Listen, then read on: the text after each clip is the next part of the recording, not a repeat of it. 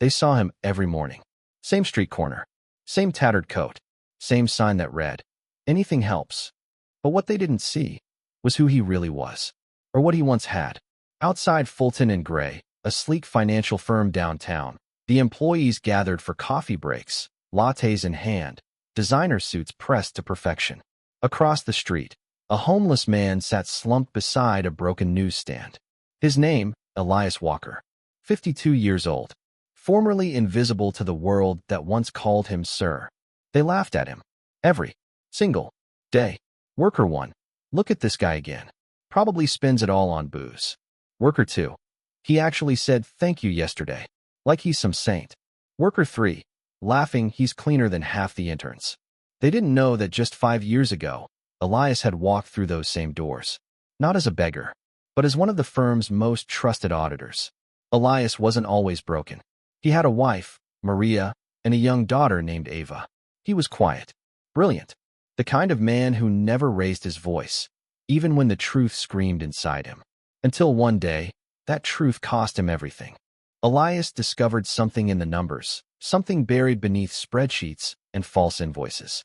Over $12 million laundered through shell companies, all connected to Fulton and Gray's senior partners. He did what honest men do. He reported it. And that's when they buried him. Within weeks, the story was flipped against him. They forged documents, planted evidence, even accused him of embezzlement. The firm's lawyers tore him apart in court. He lost his license, his job, his home, and when his wife couldn't handle the shame, she took Ava and left. By the time the system spat him out, Elias Walker was just another name on a public bench. He sat in silence now, under the same glass towers that had destroyed him. The world had forgotten, but Elias hadn't. One morning, a silver Mercedes pulled up beside the curb. Out stepped Gordon Reese, the firm's CEO, one of the very men who'd framed him. Reese didn't even glance his way, but Elias did. And in his pocket was something new, a small, cracked smartphone. He had been saving his coins for weeks, not for food, but for data. For months, Elias watched, listened. Every day at 8:43 a.m., Reese's driver parked at the same corner. Every Friday, employees met in the cafe next door, gossiping about clients and bonuses. Elias began recording, not the laughter or the insults, but the conversations. Until one day, a familiar voice emerged in the background, one he hadn't heard in years. Voice, we can't let that file leak again. The old Walker case was bad enough. Another voice, relax. That man's dead to the world. Nobody's digging into it. Elias froze. The voice was Gordon Reese. That evening, a young barista approached him. She had seen him for weeks, sitting quietly with his sign and his tired eyes. Her name was Naomi, a journalism intern who worked across the street. Naomi, you used to work here, didn't you? Elias, quietly a long time ago. The evidence linked the firm to an experimental drug laundering ring, one that had led to dozens of unexplained deaths in clinical trials overseas. Naomi whispered, if this goes public, they'll come for us. Elias stared at the rain outside. They already did. The next morning, Elias was missing from his corner. Police tape fluttered where he usually sat. Employees whispered rumors. Some said he'd overdosed. Others said he was arrested. But across town, Naomi received a package with no return address. Inside was a USB drive and a handwritten note. Don't let them silence this again. Trust no one inside the firm. She plugged it in. Hundreds of files appeared, encrypted financial records, emails, photos, the kind of evidence that could destroy Fulton and Gray. And one file labeled simply, Real 01. She clicked it. If you're hearing this, they found me. But I got what we needed. What they buried in 2018 wasn't just money. It was a body. Naomi's eyes widened. She pressed pause. Hours later, Naomi uploaded parts of the evidence to an off-grid server. Then she called her editor. Naomi, it's not safe here. They're watching. Elias is gone. Editor, gone how? Naomi, I don't know, but he left proof. Proof that someone died because of them. That night, she left her apartment, clutching the USB drive like a weapon. Every step echoed in the empty hallway. The rain outside felt colder, heavier. At the corner of 8th and Row, the same spot where Elias used to sit, a black car idled with its lights off. Naomi slowed her pace. The window rolled down. A man's voice, calm, deep, familiar, spoke through the darkness. Voice, you shouldn't have opened that file, Miss Lee. Her breath caught. Naomi, shaking, who are you? The man stepped out, his face shadowed beneath a black umbrella. He smiled faintly. Voice, let's just say, I work for people who don't like old ghosts digging up the past. He reached into his coat pocket, and the screen went black. The next morning, Naomi's phone was found in a puddle beside the curb. The USB drive gone. Police called it a robbery. But those who knew Elias Walker's story, they knew better. Because sometimes, the truth doesn't stay buried. It waits. And when it rises, it takes everything with it. Anchor, tense. Local journalist Naomi Lee remains missing after last being seen near Rose Street. Police have ruled out foul play, but questions continue to grow. They said it was a robbery, a wrong turn on a rainy night.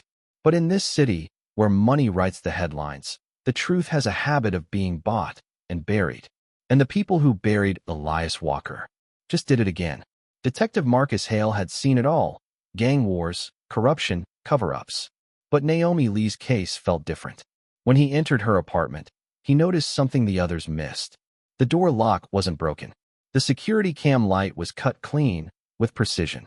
On her desk, an open notebook. In the margin, 3 words underlined twice. He was right. And taped to the bottom of the desk drawer. A folded photo. A homeless man, sitting in the rain. Elias Walker. Hale, quietly. Who the hell were you, Walker? Naomi's last confirmed location was the diner where she met Elias. CCTV footage showed her leaving around 10:42 p.m. But there was something odd. A second figure followed her out seconds later. The man wore a dark trench coat, a black SUV waiting at the corner. No plates. No ID. No trace. When Hale requested the footage, the file had already been erased from the city archives. Only one still frame survived. The man's reflection in the glass. Cold blue eyes. Clean suit. Corporate badge clipped to his belt. One of them. 3 days later, Hale got a call from the Metro Times IT department. Before she vanished, Naomi had uploaded part of her investigation to a secure cloud drive. It was encrypted, but inside the backup metadata was one strange line. For EW, release only if I disappear. Hale leaned back in his chair. EW, Elias Walker. But Elias was dead, wasn't he? The detective's phone rang at 2:17 a.m. An unlisted number. Voice, raspy, distorted. You're digging where they told you not to. Hale, who is this?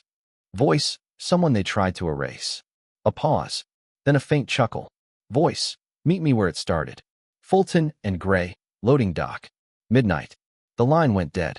For the first time in years, Marcus Hale felt something colder than fear. Recognition. The rain hadn't stopped since Naomi disappeared. The loading dock behind Fulton and Gray was empty, except for a single figure leaning against the shadows. When Hale stepped closer, the man lifted his head. Same face from the photograph. Same weary eyes. Elias Walker. Alive. Hale, stunned. They said you were dead. Elias, hoarse. They wanted you to believe that. Elias handed him a small drive, the same shape Naomi had described. Elias, she was brave. Smarter than I ever was. But she didn't understand how deep this goes. Hale, you think they killed her? Elias. No, they took her. Elias's voice broke slightly. His hands trembled, not from fear, but from the weight of guilt. Elias. Naomi found something she wasn't supposed to. The file doesn't just expose money laundering, it names names. People in government. Medicine. Law enforcement. Hale froze. Hale. You mean, our people? Elias. Yours. Mine. Everyone who signed the silence contract. They plugged the drive into Hale's encrypted laptop. The folder was simple. Project Helios. Classified Trial Reports. 2018 to 2019. Inside, financial transactions linked to Fulton and Gray, Meriton Pharmaceuticals, and a hidden government subsidiary. They weren't just moving money. They were moving bodies. Clinical trial subjects labeled volunteers, mostly homeless, undocumented, or terminally ill. But in the margins of the medical forms, the test results told another story. Failed. Terminated. Asset repurposed. Hale looked up. Hale, they killed them. Elias, they called it research. Elias wanted to release the files. Hale wanted to take them through official channels. But both knew what would happen next. Cover-ups, denial. missing evidence. So they made a pact. They'd send the data to Naomi's editor directly. Let the world see what the justice system refused to touch. But fate doesn't forgive the righteous, not in a city built on silence. As they left the dock, headlights flashed across the rain. A black SUV screeched to a stop, the same one from the footage. Elias shouted, "Run!" Bullets shattered glass. Hale dove behind a pillar, returning fire.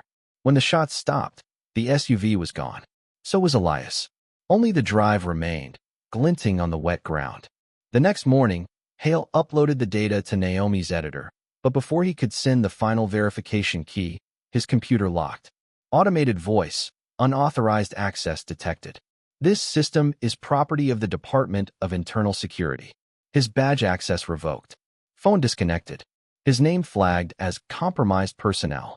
In one night, the hunter became the hunted, and the man who'd sworn to serve justice was now running from it. That evening, the Metro Times newsroom prepared to air a story about Naomi's disappearance. But moments before the broadcast, the lights flickered and every monitor went black. Then, one by one, the screens lit up again. Not the newsroom feed, but a single looping video. A woman's voice. Tired. Afraid. Naomi's voice. Naomi, recorded, "If you're watching this, they found me. They said they'd make me vanish like Elias. But they were wrong." The video glitched. Behind her, a metal wall. A serial number. H27. The same code Elias mentioned in his files. Naomi's voice trembled. "Naomi, tell Hale, the real Elias Walker isn't who he thinks he is." Static. Then darkness. Detective Hale watched the broadcast from his car, rain streaking across the windshield. The world thought Elias Walker was a whistleblower. But Naomi's last message changed everything. Because somewhere in the city, the man calling himself Elias Walker wasn't Elias at all. And the real one? He'd been missing since 2018.